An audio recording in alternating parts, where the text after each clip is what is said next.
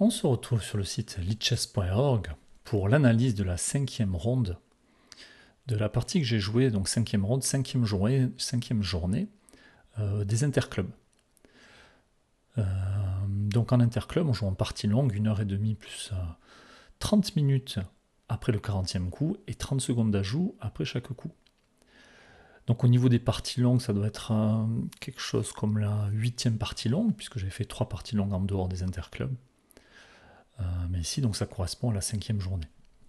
Donc jusqu'à présent, je crois que j'ai eu 3 victoires et un nul. Donc plutôt satisfait, on va dire. Et donc j'espère continuer sur cette bonne lancée. Donc la dernière fois, je me suis retrouvé au 3e échiquier parce qu'un joueur de notre équipe était absent.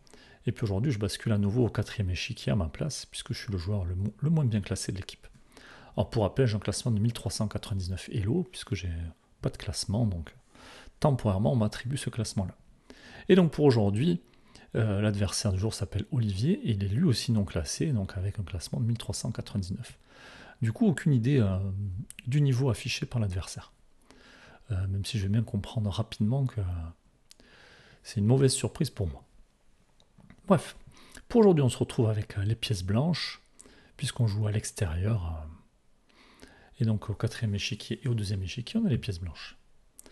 Alors, la dernière fois, j'avais aussi eu les pièces blanches, mais parce que j'étais au 3e échiquier. Enfin, bon, peu importe la raison, mais du coup, je double les pièces blanches en quelque sorte. Et la dernière fois, j'avais joué D4. Je me suis dit, tiens, ça avait plutôt bien marché. On l'a fait aussi un petit peu à Noël, D4, lors du tournoi de partie rapide, même si c'était un tournoi amical. Donc en ce moment, j'essaye ça marche plutôt bien, donc on va dire, je me dis, je vais retenter, et puis on verra bien. Allez, je vous laisse regarder la partie avec les commentaires. Du coup, j'envoie D4. J'ai laissé la barre, la jauge sur le côté. Hein. Et l'adversaire qui répond par D5 de manière assez classique. Je décide de jouer le système de Londres, fou F4. Et j'attends de voir ce que va jouer l'adversaire. L'adversaire qui m'envoie cavalier C3. Cavalier C6. Je décide de fermer la pyramide, des coups assez logiques. Et là, il développe l'autre cavalier. Du coup, premier moment où j'hésite, est-ce que j'ai envie de jouer à C3? Est-ce que j'ai envie de jouer à fou D3? Est-ce que j'ai envie de sortir mon cavalier? Et je me dis, tiens, j'ai bien envie que la diagonale blanche soit disponible pour mon fou et ma dame. Après tout, si jamais le fou adverse vient par ici et qu'il l'enferme, j'aurais peut-être des idées avec mon cavalier et avec tout le monde de mettre la pression sur ce cavalier. Donc j'essaie d'ouvrir les cases blanches et d'attendre de voir ce que va faire l'adversaire. Et finalement, l'adversaire qui m'envoie G6. Moi, je me dis G6, attention, il peut venir échanger mon fou parce que la dame ne pourra plus prendre le cavalier. Et d'ailleurs, en discutant avec l'adversaire après la partie, il m'a dit que c'était son prochain coup, justement. De jouer cavalier H5. Donc moi, je vais jouer H3 au cas où pour venir reculer le fou. L'adversaire qui joue fou G7. Alors, du coup, je me dis, est-ce que je dois développer le cavalier, toujours avec des idées comme ça. Mais je me dis, l'adversaire est sur le point de rooker, il n'a pas sorti son fou de case blanche. Je suis pas sûr de venir par ici. Donc je me demande même si je dois pas jouer tout simplement fou D3. Alors je sais que fou D3, c'est pas un bon coup. Parce qu'ici, le fou, il tape dans un mur. Hein. Donc souvent, quand l'adversaire met le fou en fianchetto, on joue plutôt fou E2. Éventuellement venir en B5. Bon, du coup, je me décide d'attendre un peu et de jouer d'abord cavalier F3. Après tout, je me dis ce cavalier va venir par ici, ou du moins contrôler des cases. J'attends de voir ce que fait l'adversaire. L'adversaire qui joue petit roc. Et donc là encore, je prends un petit moment. Est-ce que je veux sortir le fou? Est-ce que je vais ramener le cavalier? Bon, j'ai pas envie de jouer cavalier A3, bien sûr. Je finis par jouer le cavalier. Je me dis, mais c'est peut-être pas un bon coup. Après tout, s'il vient avec son fou par ici, je pourrais plus mettre le mien. Je me dis, je pourrais toujours décaler mon cavalier, mettre le fou en face. Bon, c'est pas très grave. Et j'attends de voir justement où il va mettre son fou de case blanche. Mais finalement, il m'envoie tour 8. Alors je me dis, bon, moi j'ai le roi en face de la tour, je me dis que l'adversaire a peut-être pour idée de pousser le pion, donc j'hésite à jouer un fou d3, justement pour éviter les menaces de fourchette. Mais je me dis que sur fou d3, j'ai le temps de reculer, je pourrais prendre, je vois pas trop de menaces. Donc je décide de le jouer après 2 minutes de réflexion. Et là encore, j'attends de voir ce que va faire l'adversaire. Et là, il m'envoie cavalier h5 pour s'en prendre à mon fou.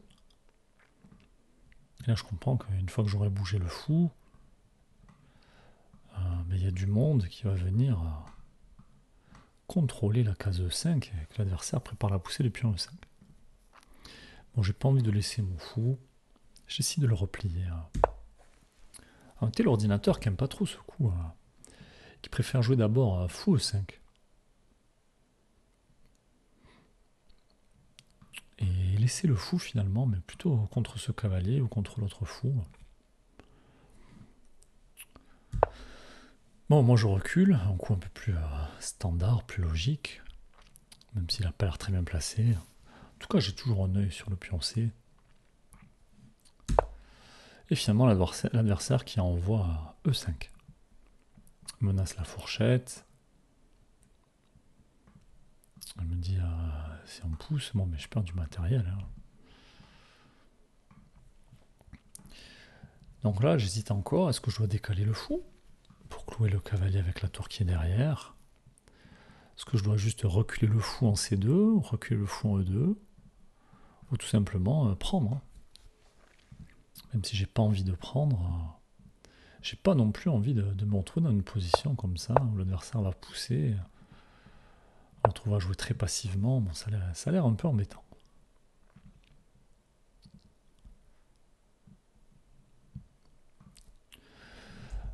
Du coup, je décide de prendre et de voir ce que compte faire l'adversaire, qui reprend du cavalier.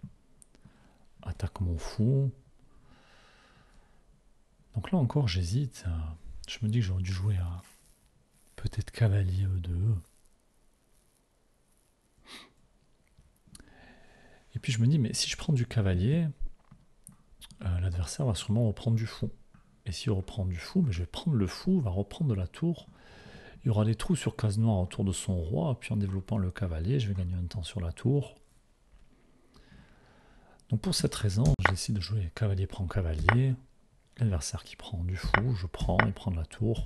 Je sors le cavalier, gagne un temps sur la tour. Tour qui recule. Là, j'aime pas trop mon ouverture. Hein. Donc la position qui est égale, la partie qui est égale. Mais on a presque plus de pièces sur l'échiquier. Et moi qui avais envie d'avoir une position complexe, c'est un peu manqué. J'ai toujours mon roi en face de cette tour, avec ce pion qui peut avancer à tout moment. Pas trop quoi jouer ici. Hein. J'essaie de jouer fou 2. Ça met quelque chose en force de mon roi au cas où. Et puis je mets la pression sur ce cavalier avec la dame et le fou. Mais je me dis, c'est peut-être un coup un peu passif. Moi. Puis l'adversaire qui déplace son cavalier, finalement, mon fou qui sert plus à grand chose. Je me dis, peut-être l'adversaire va venir ici avec son fou. Je me demande si je dois jouer petit roc ici ou pas. L'ordi aime bien petit roc. Mais j'essaie de jouer dame C2. Alors pourquoi dame C2? Pour me mettre loin du cavalier si jamais l'adversaire installe un cavalier en E4. Même s'il y a un coup comme celui-là qui m'embêtait. Je me dis au pire je pourrais couvrir du fou, mais ça va sûrement échanger encore du matériel.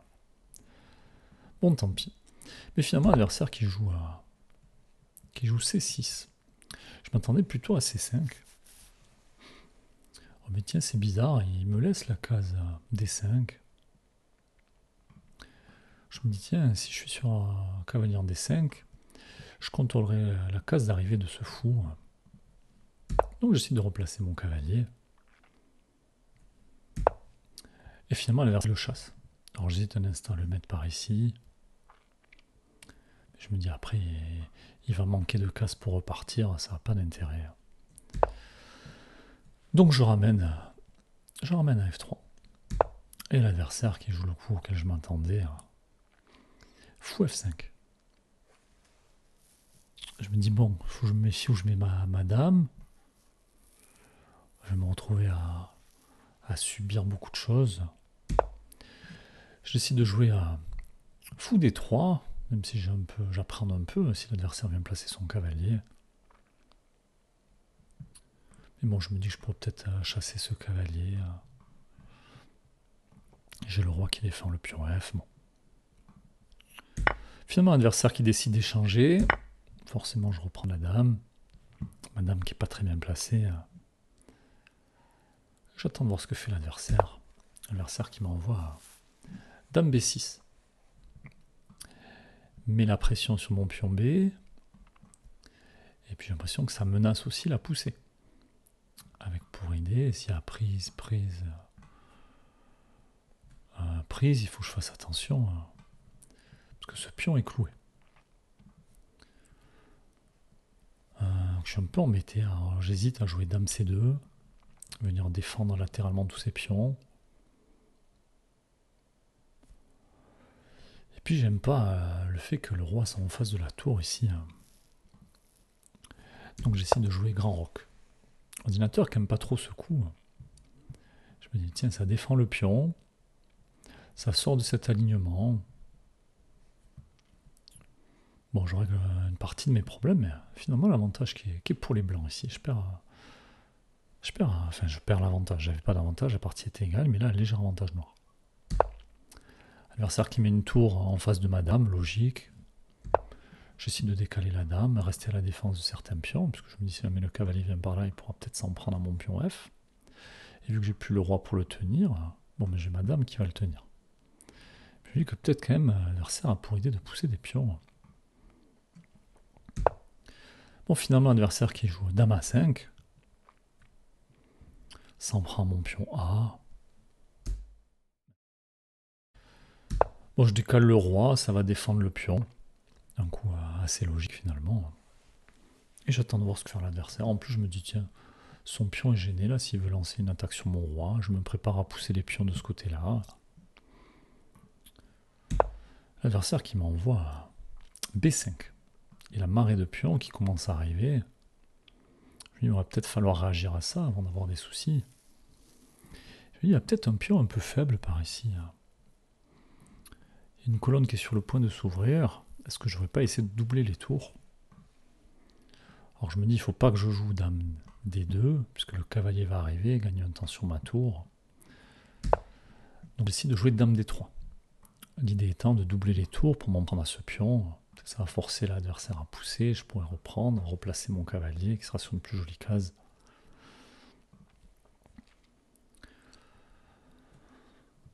Et donc l'adversaire, on en a parlé après la partie, qui m'a dit j'avais pas envie que tu aies le temps de doubler les tours. Elle me dit c'est pour ça que j'ai joué à C4. Et moi il me semblait que C4 c'était pas le meilleur coup ici. Et du coup ça me permettait de fixer ce pion, l'empêcher d'avancer, et puis c'était un pion arriéré, ça allait devenir une cible sur le long terme. Du coup j'essaie de jouer un tour D4. Donc ce pion qui ne peut plus avancer, la tour qui contrôle des choses. Bon, attention vis-à-vis, bien sûr. Et donc l'adversaire qui devine que mon prochain coup, ça va être un tour HD1. Il essaie d'anticiper ce coup-là et joue à tour E7. Alors je guette aussi des idées comme celle-là, parce que j'ai repéré que mon cavalier pouvait venir ici, faire une fourchette. Mais bon, pour le moment, la case est tenue. Je dis peut-être qu'une fois que j'aurai doublé les tours, lui aussi va doubler les tours, je pourrais venir, gagner un temps sur la tour. Et si jamais la tour bouge, peut-être menacer la fourchette. Bon. Mais je me dis que ça ne marcherait pas, parce que sûrement qu'en doublant les tours, s'il venait ici, si j'approchais le cavalier, il va tout simplement jouer à tour D6. Et là, j'ai plus accès à cette case avec mon cavalier. Bon. Bon, dans tous les cas, je décide de doubler les tours. Après tout, je mets la pression sur le pion, qui pour le moment est défendu, mais si je dois faire bouger ce cavalier, il y a le pion qui va sauter. Position qui est égale ici, dans cette position. L'adversaire qui déplace la dame. Je pense qu'il a pour idée d'envoyer le pion A, tout simplement. puis il met la pression sur cette diagonale. Là, j'essaie moi aussi d'envoyer les pions, avec pour idée de, tout simplement, je menace de chasser ce cavalier au prochain coup, et ensuite de venir gagner ce pion. Alors Assar qui reste dans son idée, qui m'envoie A5. Donc l'ordinateur qui estime que ce coup est pas si bon, et finalement il dit qu'il est pas si mauvais. Là, je me dis, mais il a prévu quoi sur G5? Le cavalier va devoir bouger, et puis je vais récupérer la tour. Je vais récupérer un pion. Bon, j'envoie G5, je vois pas trop ce que peut faire l'adversaire. Bon, je m'attends à ce qu'il vienne ici, en E4, bien entendu. Je me dis, j'ai toujours la dame qui tient ce pion. Mais finalement, l'adversaire qui joue cavalier E8. Et là, j'ai l'impression que c'est pas un bon coup. Et je me dis, il va me laisser un peu d'initiative. Enfin, j'ai envie de dire. On est 27e coup, j'ai l'impression de ne pas avoir pris d'avantage jusqu'à présent. Bon, je vois un pion gratuit, je le prends, tout simplement. J'attaque la tour, en même temps. Bon, j'imagine mal l'adversaire décaler la tour et me laisser les deux tours sur la colonne ouverte. Bon, il échange, je reprends la tour, assez logique. L'adversaire qui déplace son cavalier qui était mal placé, gagne un temps sur ma tour. Son cavalier qui est défendu. Et ici, je décide de jouer un tour des 8 échecs. Mais après tout, s'il couvre de la tour, je vais échanger les tours, il reprendra du cavalier. Son cavalier sera à nouveau mal placé.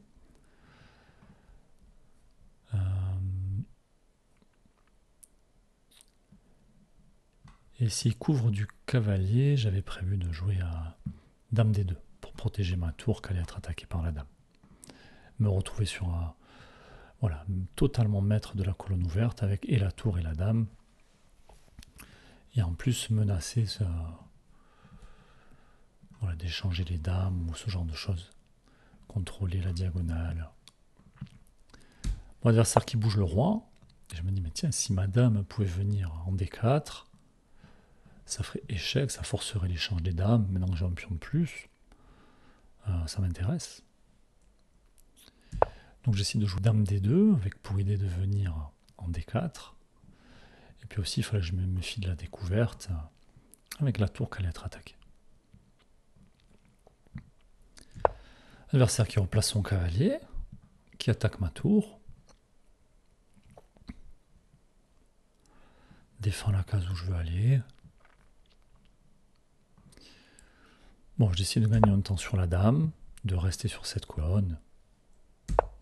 L'adversaire qui me joue dame B6. Mais la pression sur mon cavalier qui n'est pas défendu. Sort bien sûr de l'alignement de la tour.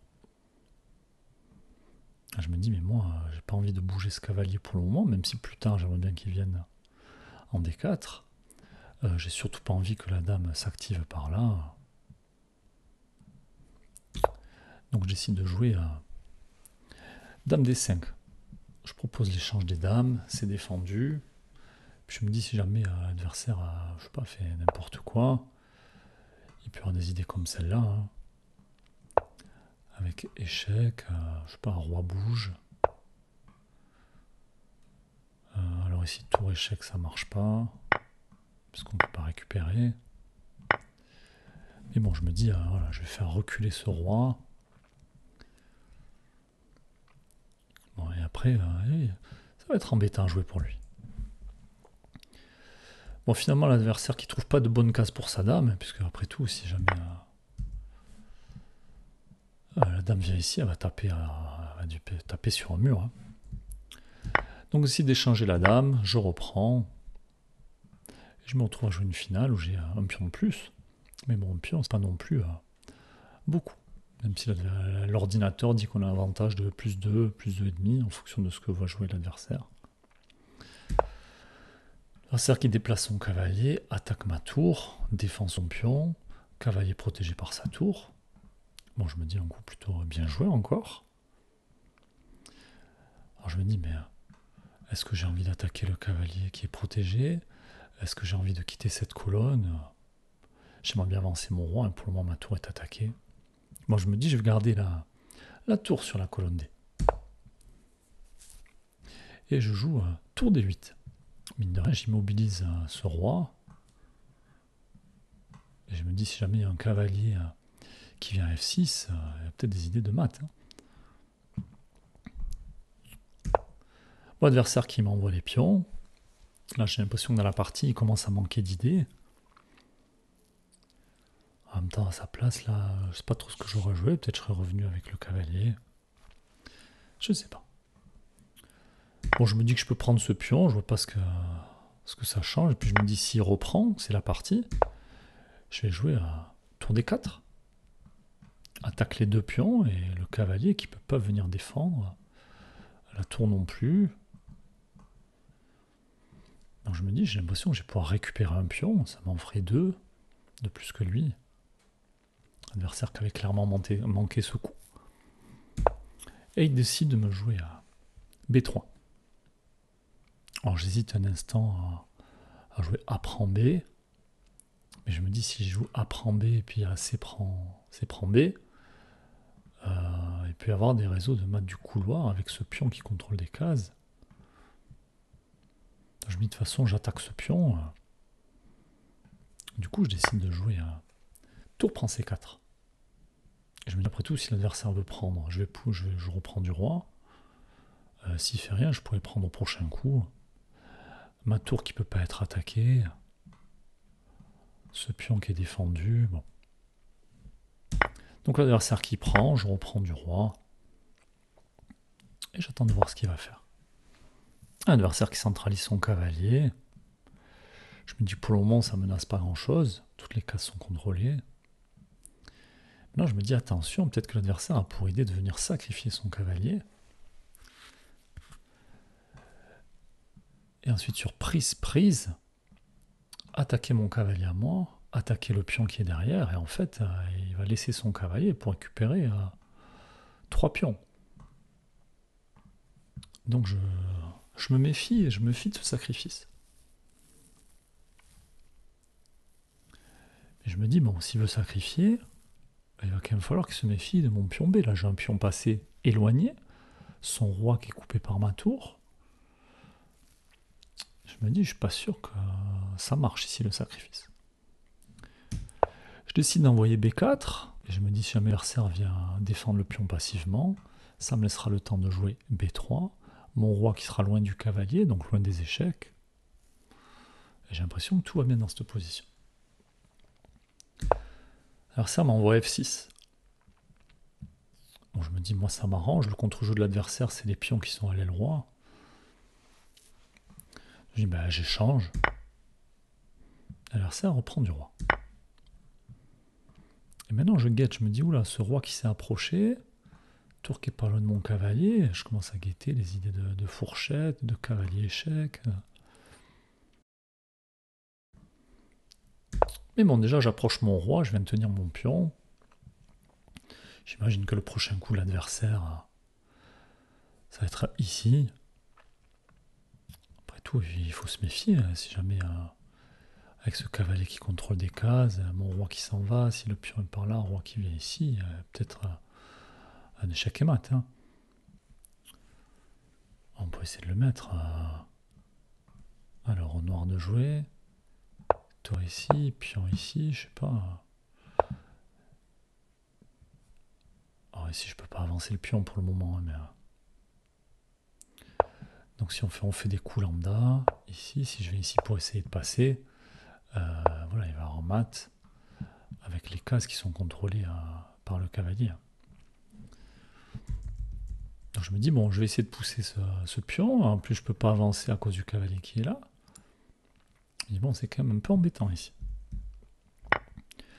Et finalement, l'adversaire qui tente le sacrifice.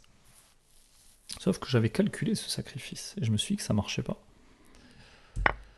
Donc je reprends. Il prend la tour sur échec pour gagner mon cavalier. Et là-dessus, j'avais calculé de jouer tout simplement tour C3.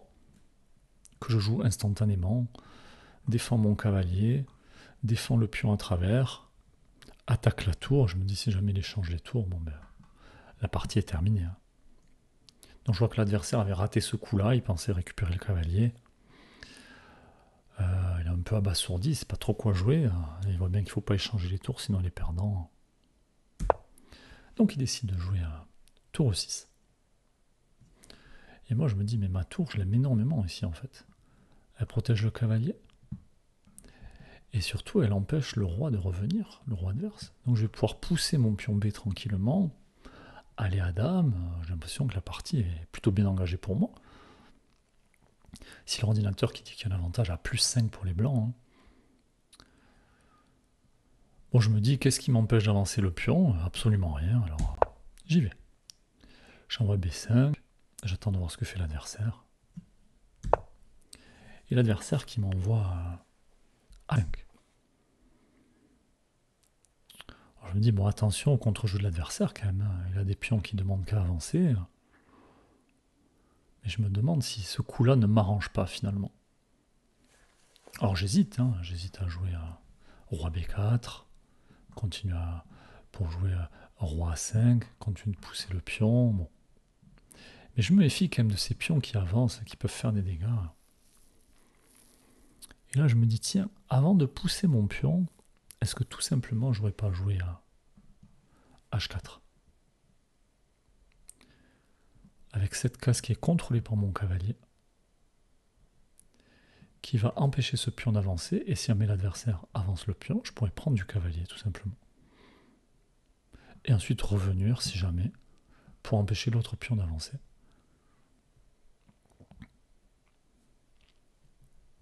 Et pour défendre mon pion à moi. Donc je prends quelques minutes de réflexion, je me dis que, à mon avis, on peut approcher le roi, pousser le pion, mais je me dis,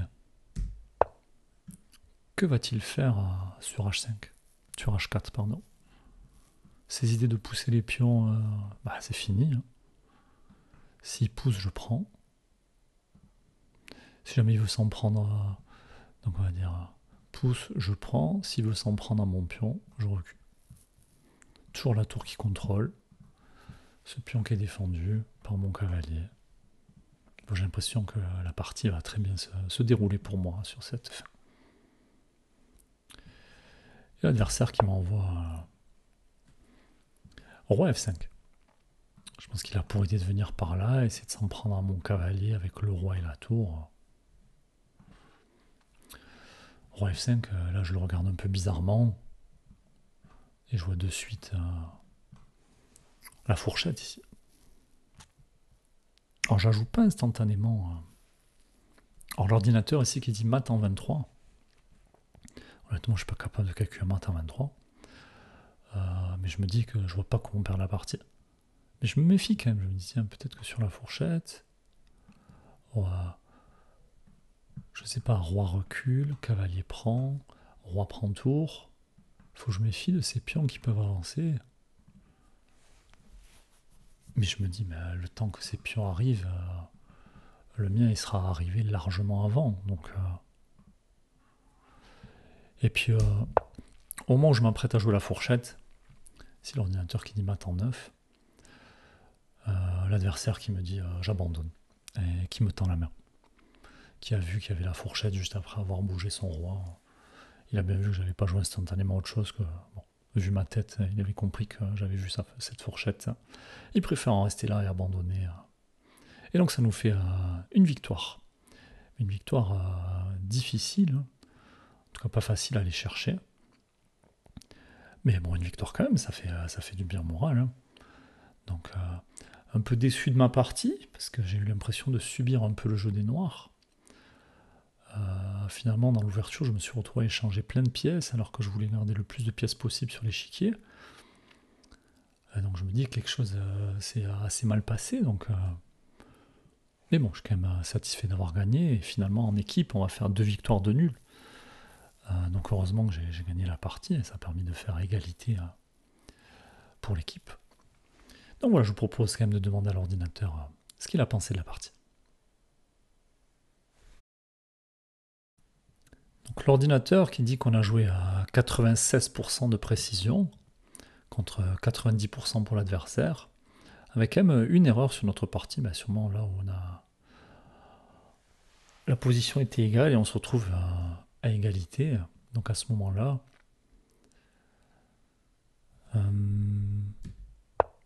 alors oui, c'est Grand Rock qui n'a pas aimé l'ordinateur ici. Qui préférait jouer Petit Rock apparemment. Donc Petit Rock éventuellement, tour B1 pour tenir ce pion. Alors pourquoi on bougeait Petit Rock? Tout simplement parce que si jamais l'adversaire vient prendre, on peut venir attaquer la dame. Sur dame A3, on récupère le pion B et la position qui est égale. Donc voilà, seule erreur signalée par l'ordinateur, le reste apparemment plutôt une bonne partie de notre part. On va quand même s'intéresser à la gaffe des noirs. Alors la gaffe, c'est vraiment de laisser la fourchette sur la finale, mais ça veut dire qu'avant ça, il y avait juste des imprécisions et une erreur. Et l'erreur finalement, c'était de reculer ce cavalier, mais je pense qu'il aurait été beaucoup plus embêtant en E4. On le voit ici, la position qui est égale, même si ce pion est sur le point de sauter. Parce que ce cavalier, il peut être très embêtant. Avec tous ces pions qui arrivent, la dame qui va se mettre en face, les deux tours qui peuvent se mettre en face. Bon, attention. Donc voilà, finalement, je suis assez surpris de voir 96% de précision et de ne pas d'avoir fait juste une erreur sur la partie. Comme quoi, quand on a des bons joueurs en face, pas facile de prendre l'avantage. Bon, en tout cas, n'hésitez pas à dire ce que vous avez pensé de la partie, ce que vous avez pensé du niveau de l'adversaire ou des coups que j'ai joués, si vous aurez joué les mêmes coups. Alors, tiens, dans cette position-là, je serais curieux. Est-ce que vous aussi, vous auriez joué un grand rock? Est-ce que vous auriez joué tour B1? Est-ce que vous auriez joué petit rock? Intéressant de savoir. Bon, en tout cas, voilà pour cette ronde 5. Et donc, 8e partie longue, je crois. Donc, on continue de prendre de l'expérience. Bon, finalement, on s'est retrouvé une position où on n'était pas très à l'aise sur D4. Donc, est-ce qu'on va revenir à E4 la prochaine fois ou jouer complètement autre chose? Bon, ben, on verra bien. De toute façon, je m'attends à voir les pièces noires la prochaine fois. En tout cas, n'hésitez pas à laisser des commentaires et puis on se retrouve prochainement pour de nouvelles parties. À bientôt!